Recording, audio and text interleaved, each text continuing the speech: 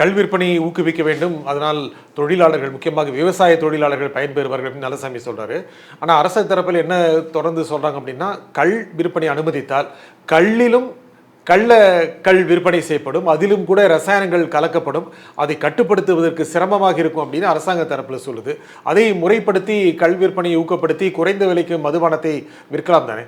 அரசாங்கமே அதை கையில் எடுத்தால் தான் ஒருவேளை அதை கட்டுப்படுத்த முடியுமே தவிர, நீங்கள் சொல்ற மாதிரி தனியார்கள் அவரவர்களாக கள்ளுக்கடை நடத்தினார்கள், அந்த ரசாயனத்தை கலப்பதற்கு இதே மாதிரியான கள்ளச்சாராய சாவுக்கு நிகரான வேறு சில பிரச்சனைகள் அதற்குள்ள வருவதற்கான மிகப்பெரிய வாய்ப்பும் இருக்கிறது.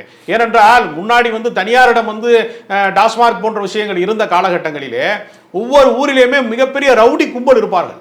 ஒரு 10 பார் வச்சிருப்பான், ஒரு 7-8 இடத்துல சாராய கடை வச்சிருக்கிறவன் மிகப்பெரிய ரவுடி கும்பலை உருவாக்கி வைத்துக் கொண்டு அதன் மூலமாக சாதிய வன்முறைகள் எல்லாம் நடக்கும், நிறைய படுகொலைகள் நடக்கும். அதெல்லாம் பொழுது மட்டுப்படுத்தப்பட்டிருக்கிறது. அரசின் கைகளிலே இந்த மதுபான கடைகள்